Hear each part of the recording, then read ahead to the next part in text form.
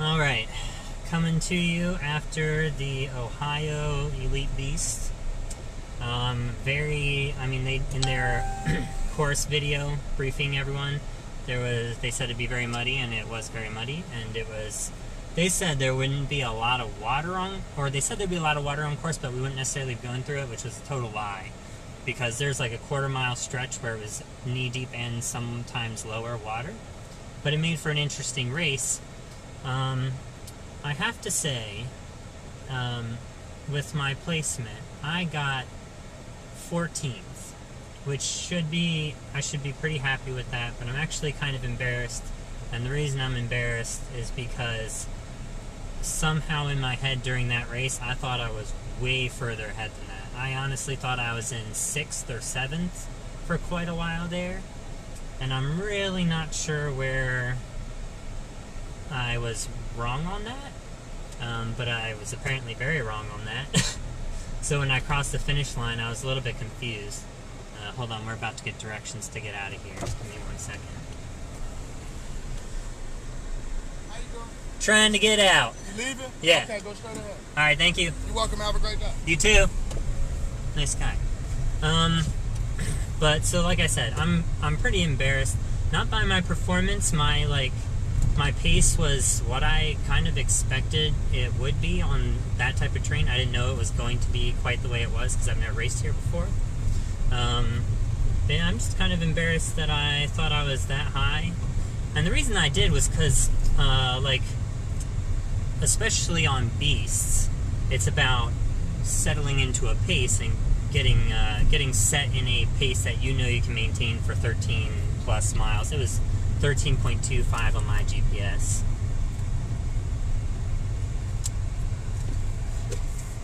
One second. Exiting. Thanks. Sorry, I keep getting distracted trying to get out of the venue. But, yeah, I mean, my pace was kind of what I expected it would be, but it just turned out to not be right.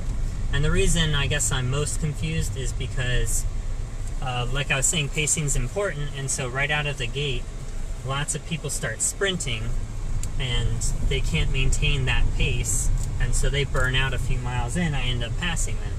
So at the start, when would they, say aroo, aroo, aroo, and you run out of the gate, I'm rarely ever in the top few at that point. Usually that's too fast a pace, and to hold that right off the start, unless it's a short course, I don't do that type of thing. And I count who's ahead of me, so I know roughly where I am as I'm getting settled into that place to see where I am throughout the race. And so what happened was I counted, so it was a straightaway and then it turned off into the woods. But after a few seconds of running, I counted how many people were in front, just to get a gauge of where I was at that point. Just, it's important to know. And I was like, I counted about 14 to 15, and I thought, the woods were right there. There were some people about to make that turn, so I probably missed a few people going in there. So I was like, odds are there's probably about 20 people in front of me. And so over the course of the whole race, I passed, and I for sure know that I passed at least 10 people. I can remember vividly 10 people. And then I think there were more than that, though, because, you get caught up in you're paying attention to your running, not so much how many people you're passing. I don't keep exact counts. Just try and keep a rough ball estimate. And, yeah, I passed minimum 10 people. I think it was closer to 13 or 14, maybe even a few more than that, because there were a few groups that I passed of elite racers. But yeah, when I crossed the finish line, I asked the lady what place it was, and she's like, I'm not sure, I don't really track after the top 10, you're probably like 15 or something.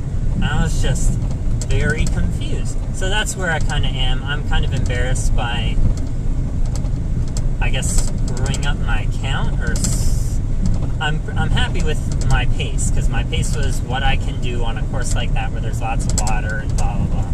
I'm not used to running that stuff, so it's not surprising that's a little lower. And I'm just embarrassed by where I thought I was and where I actually was.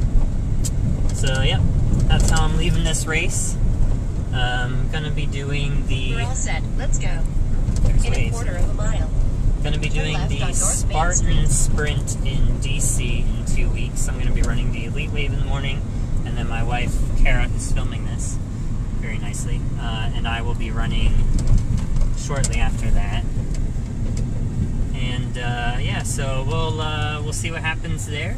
Should be a fun race. I've been there a bunch of times, so looking forward to that. Thanks for tuning in. Congratulations to all the people who put down some insane paces out there today in that water and mud. It was mucky. So congrats to them. And I guess I just need to suck this up and move forward. Alright, also, before I go and forget, Globe Coliseum, competition number 3 is going on right now. There's still time to join if you want to get in on this competition. It's thrusters for 2 minutes. If you don't really have the time for this competition right now, it's kind of late to sign up since there's only one more day to submit the but you can get in on the next competition, which is in 2 weeks. So if you just go to triofitnessocr.com/Globe Coliseum, sign up there. It's $10 a month.